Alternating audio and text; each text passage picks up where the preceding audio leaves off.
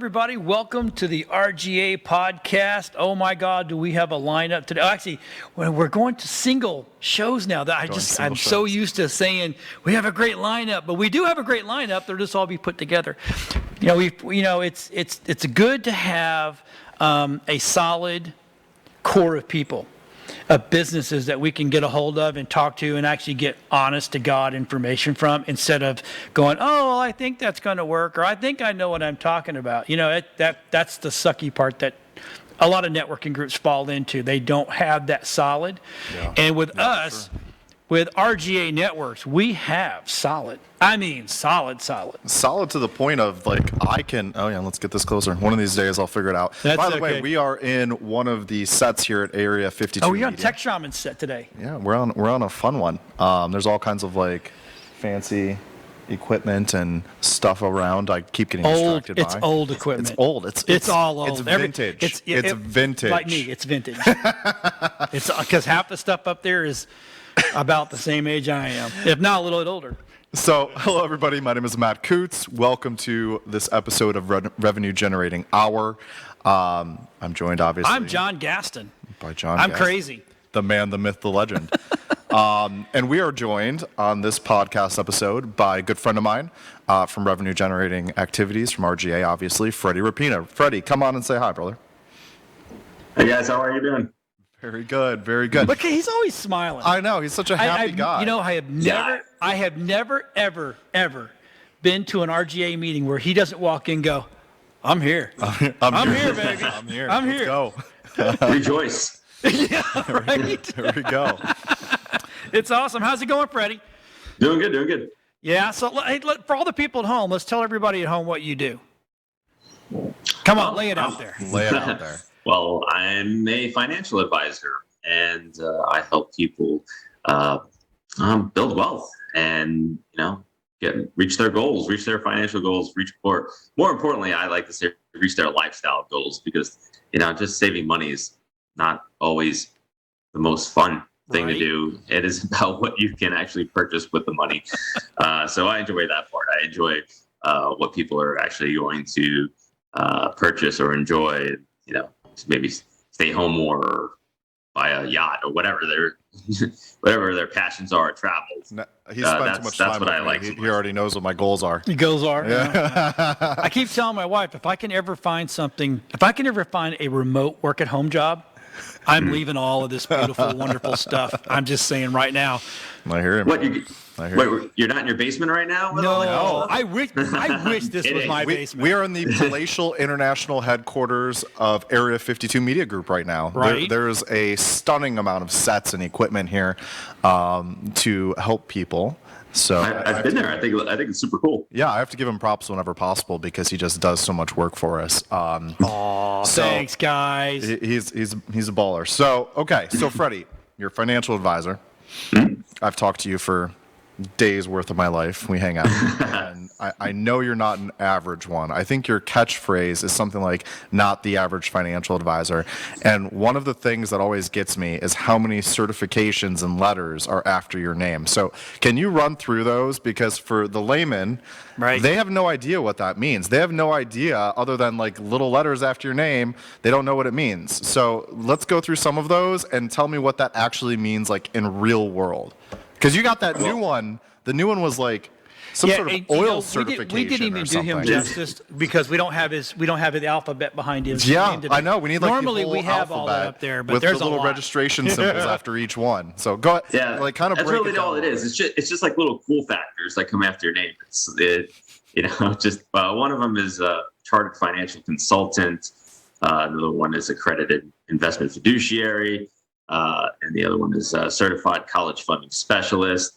And, then there's all the other licenses that you get by passing those really fun tests. And I'm always looking for the next one. Because a lot of them, once you take one, you have 60% of the information for the next one. So it's kind of they suck you in and keep you working. Plus, it gives me something to do when I'm at the gym on the treadmill, and that's all I do. I spend about 2 hours a day just studying. Because it's always something to learn and always something to keep up with, especially when it comes to new tax laws and things like that. So I just keep it going. But we're our firm. We want to be up to date and into the coming up with new strategies, or because the conventional wisdom, I think we may be able to agree over the past 20 years has not worked. We just got finished with You mean because there is really no middle class anymore? Well, like it's just gone. Well, Was there actually ever a true middle class? Oh yeah, there was back in the heyday. But now it's just like wealthy, ultra wealthy, and then not. Right? I mean, like, let's face it. So sad. That brings my point. But we're just getting out of one of the longest bull markets in U.S. history, and it's who got rich, who got wealthy, who got, and I think the evidence is starting to really show. And of course, me being a retired police officer, that's how I think in terms of evidence. Like, okay, show me the reason why I should believe this. And in my opinion, the conventional financial wisdom it's just not working. So, and I constantly challenging it and saying, okay, we can invest in these financial instruments, but what are the companies that are producing the financial instruments doing with the money that we are investing? And and sometimes things are not.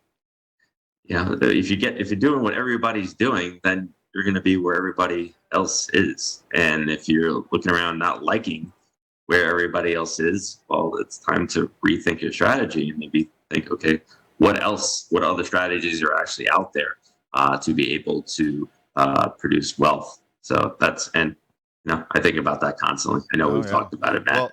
Well, and just to kind of pause right there, I know you've got like some sort of program that you're working on. I know you're working off of this like structural concept that you're calling checkers versus chess, and it has to do with that. So tell us a little bit, just kind of explain what the difference in the philosophy is, because we kind of worked around the outer edges of it, right? You don't want to be doing what everybody else is doing if you want to have, you're not going to get uncommon results by doing the common thing. So that's right. Work around like the concept of, because you pulled that from the evidence-backed research that you did into what like the 1%'s doing, right? That's where the strategy kind of evolved from. So kind of give a little bit of a breakdown on what that is for us.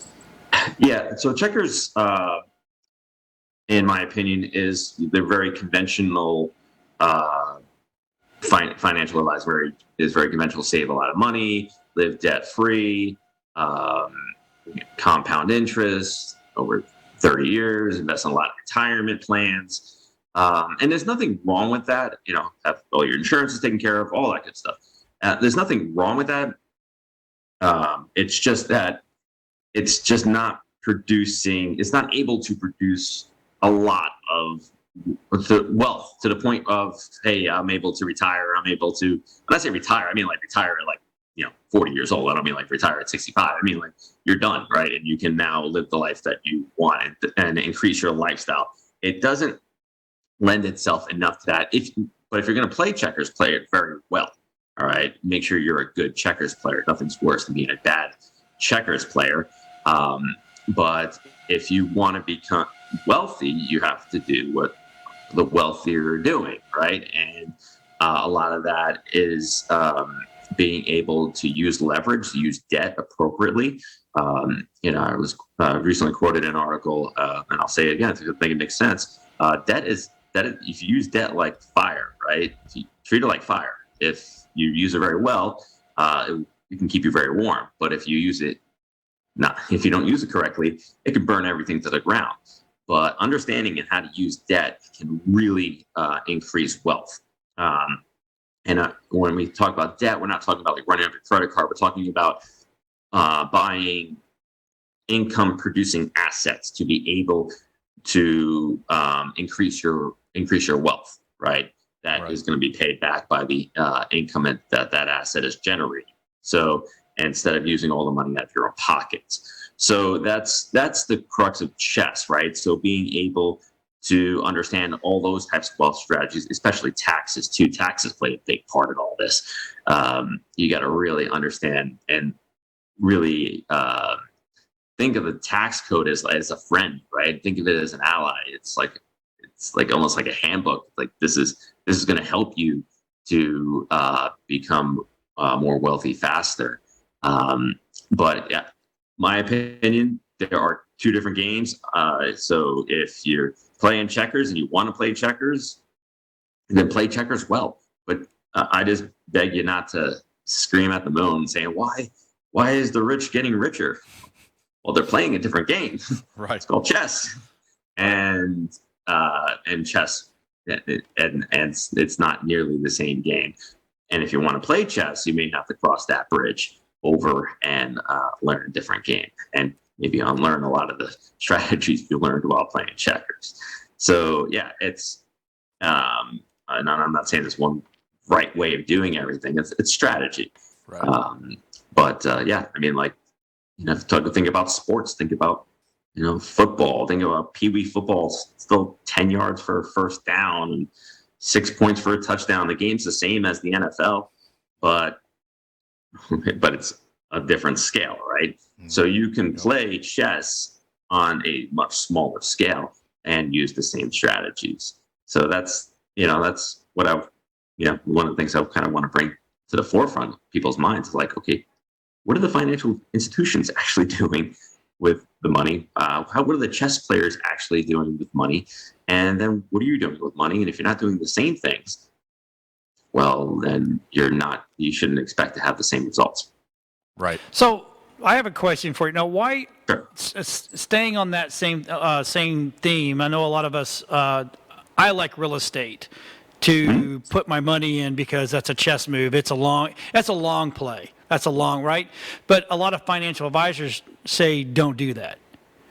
Why is that? No, I can't speak for every financial advisor out there. I can only speak for myself, and Right. we love real estate.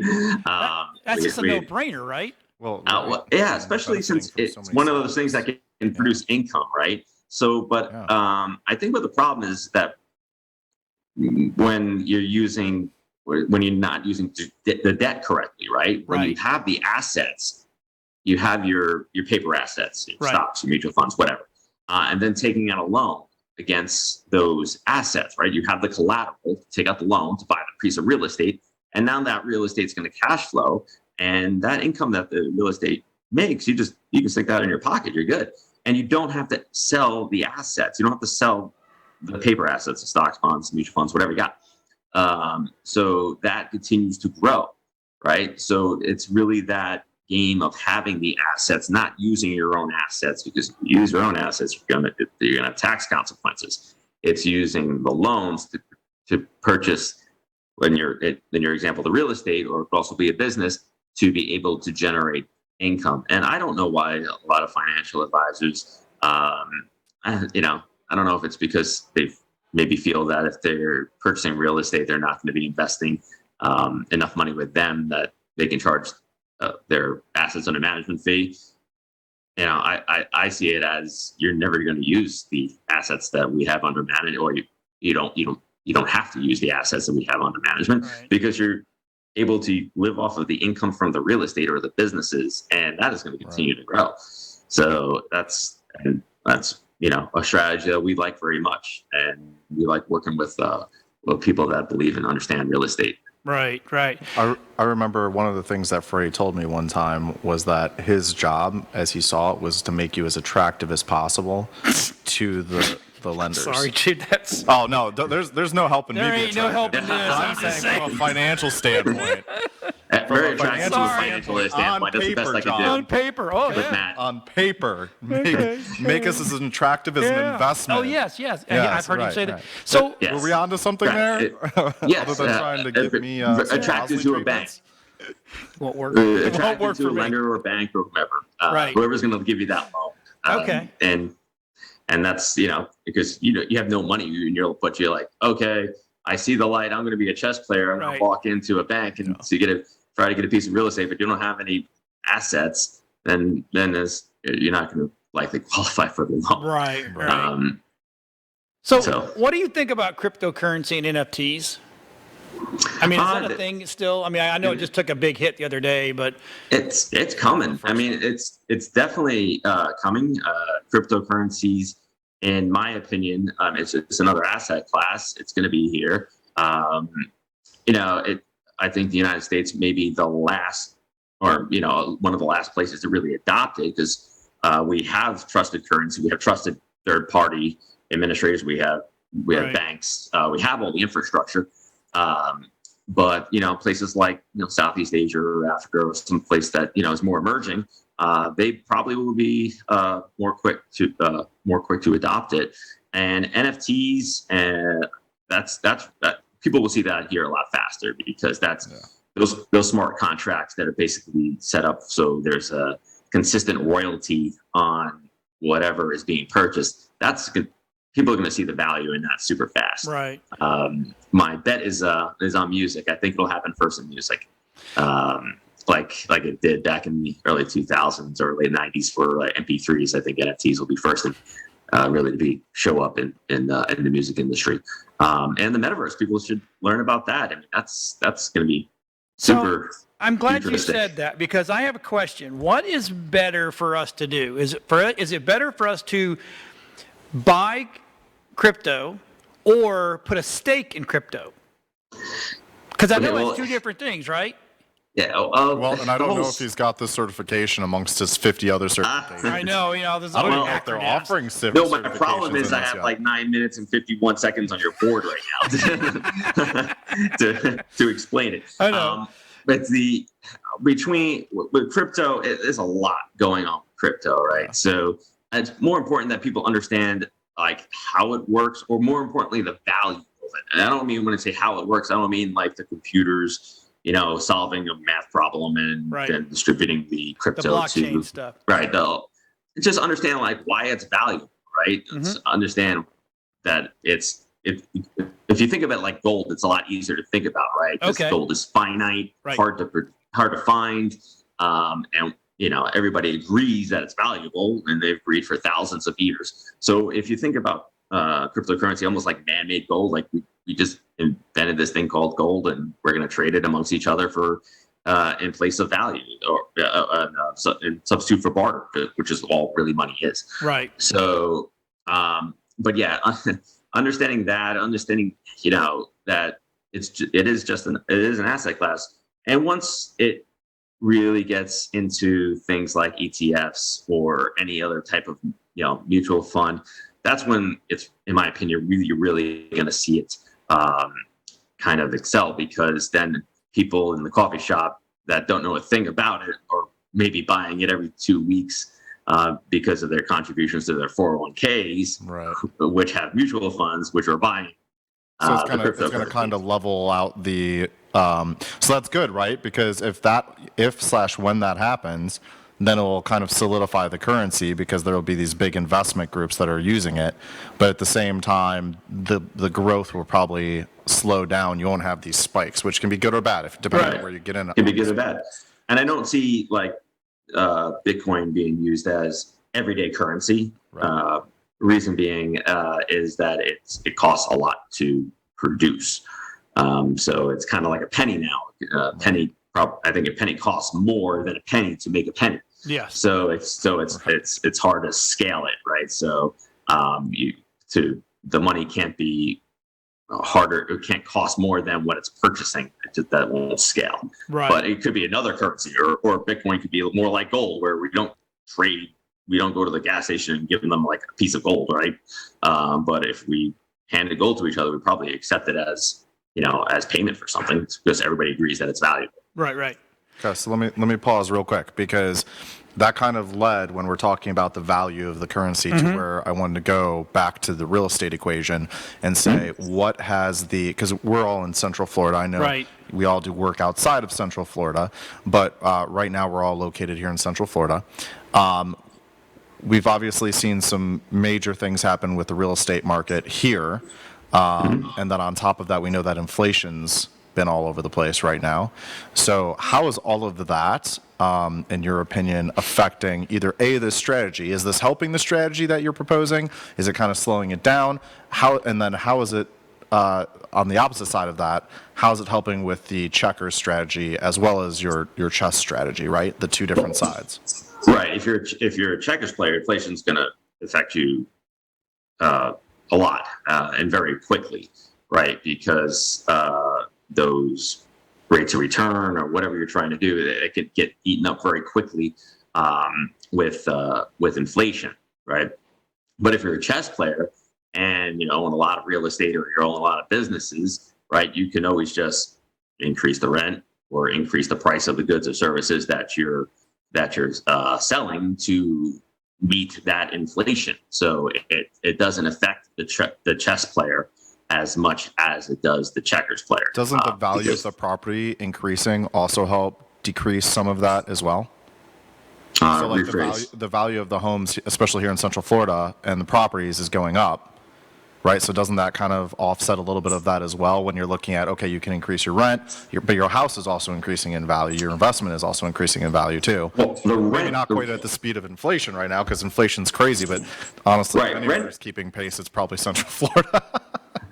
Well, housing costs is really always going to be, in my opinion, be tied to wages, right? So here in Central Florida, like everywhere else, well, not everywhere else, but like a lot of places went up very quickly. The housing prices went up very quickly, but the wages didn't seem to go up as fast. So that can't last incredibly long, right? So, and rent still, it's all going to be tied to wages. So if the wages can meet the demand for the rent, you'll see the rent go stay the same. But if it can't, then you'll see the rent go down. But if rent goes up and people walk into their boss's office and ask for a raise because my rent went up and boss gives it to them, well, the landlord is still making it, the inflation is not affecting them as much. Right. Doesn't mean it's not affecting them anywhere. It's not as big of a problem, right? Because again, you can raise the rates on either the goods or services or the rents to meet the inflation demand. If you're playing checkers and you're trying to become super wealthy, investing in just your 401k or IRA or whatever, that's going to be a problem, right? Because the purchasing power of what that type of account can actually do is going to be decreased by the inflation, right? Right. So especially if you're in conservative investments. So if I'm sitting here watching this today and I go, I want to call Freddie and talk to him. Do you have a minimum that I have to bring to the table for you to work with me? You mean minimum as far as assets, right? Yeah. No minimum at our firm. We don't believe in minimums. And do you have the a maximum? Reason why is just no, Matt, we certainly don't have a maximum. Absolutely not. Feel free to bring your billing. Just checking. Right.